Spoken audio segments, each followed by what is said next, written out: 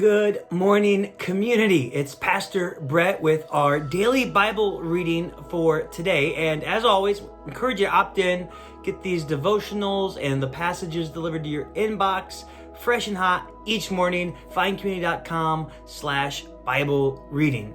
Today's reading, we're gonna look at Isaiah chapter 40. But to understand what's going on here, we need to understand that Isaiah is speaking to the people of God who are in exile in Babylon. They are in exile. Now, picture with me for just a moment what it must feel like to live in exile. You're in a land that is not your own. You know, the language around you is not the language that you grew up speaking. You know, you have to learn a second language and probably always be interacting in that. The culture around you, not only is it not your home culture, maybe what you're used to, but in many ways it was probably actively against many of your most cherished beliefs and core values and your faith in God.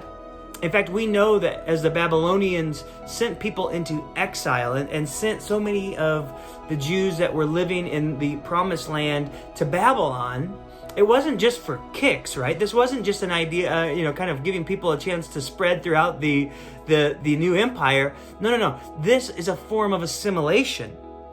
They want to try to have these Israelites lose their distinctives, their language, their culture, their religion, whatever might kind of make them a people unto themselves, and kind of blend in with everything that was Babylonian culture.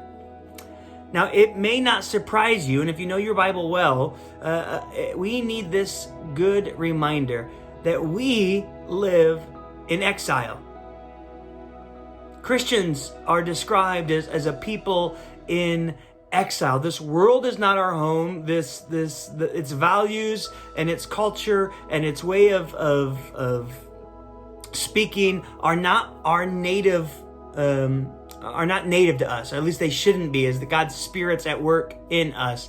They don't do well to accommodate our faith. And in fact, we live in a world that's trying to assimilate our faith into its culture. So we lose all of our distinctives. So we are, right? The Bible uses this language of exile, not just for then and there in the Old Testament, but actually for Christians. We should embrace this picture of exile. This is part of our faith and how we live in our faith. And so with that caveat, with that aspect in mind, let's read Isaiah chapter 40. I'm going to read verses 27 through 31. Again, the prophet Isaiah, God speaking through Isaiah to his people in exile. Why do you complain, Jacob? Why do you say, Israel, my way is hidden from the Lord, my cause is disregarded by my God? Do you not know? Have you not heard? The Lord is the everlasting God, the creator of the ends of the earth. He will not grow tired or weary, and his understanding no one can fathom. He gives strength to the weary and increases the power of the weak. Even youths grow tired and weary. Young men stumble and fall, but those who hope in the Lord will renew their strength. They will soar on wings like eagles. They will run and not grow weary. They will walk and not be faint. Here, God is answering the questions that the Israelites have, and they say, God, our way is hidden from you. In other words, you don't see what we're going through, do you? Clearly, you don't care about what we are experiencing as exiles here in Babylon. In fact, the next verse says, my cause is disregarded by my God. This is the Israelites' complaint to God. You don't see us. You don't care about our cause or our needs. You've left us here to rot in exile. You've left us here, disregarded us. You've forgotten us. Ultimately, what are the Israelites? They are weary in exile. They are tired, living in a land that does not encourage or support or uplift their faith and their identity in God. They are weary. Are any of us experiencing some weariness right about now? Yes. Obviously, right? First of all, we are weary in this culture because this is not our home. We are exiles here. And so we are weary. We long for home. But even in these last months, there are all these new sources of weariness. Am I right? Right? We've got pandemic. We've got political protests. We have racial injustice. We have all these things that I think little by little, they steal away our energy. And emotionally, spiritually, many of us are exhausted. Well, the good word that God speaks to the Israelites here, I think is also true and applies for his people today.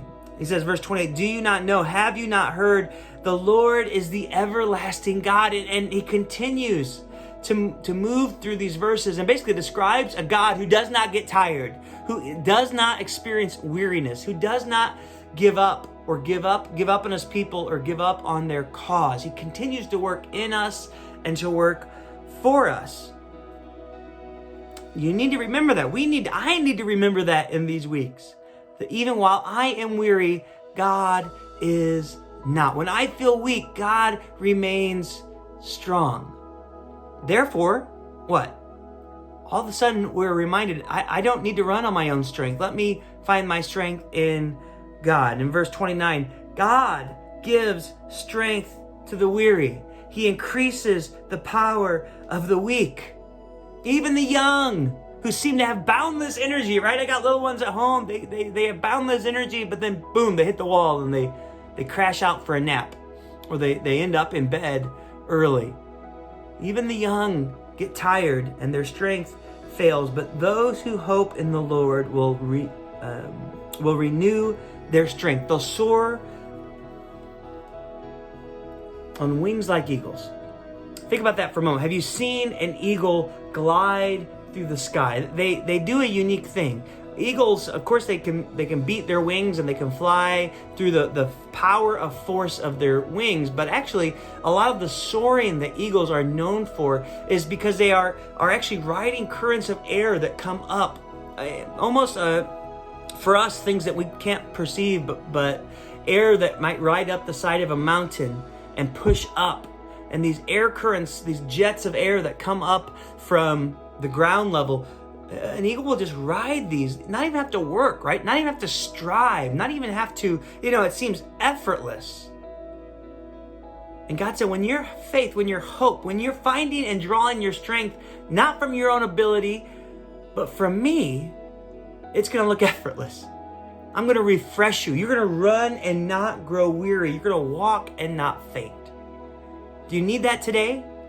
If you're feeling weary in this world because we are exiles as followers of Jesus, or you're feeling weary just because of this season and all that it has thrown at you, and looking to the fall and knowing that it's not going to change anything immediate, are you weary? Well, let me encourage you. Don't try to do it on our own strength. Don't try to do it to make, that I could depend on myself or make a name for myself, or let me show the world how resilient I am. Our resilience, our strength, our perseverance, our grit as followers of Jesus, it comes from putting our hope in God, remembering his character as tireless. He does not grow weary, and that is what moves us from weariness to joy. I hope that encourages you and that blesses you today, and may God continue to give you strength as you face whatever it is that comes your way today. All right, God bless, guys. Can't wait to connect real soon.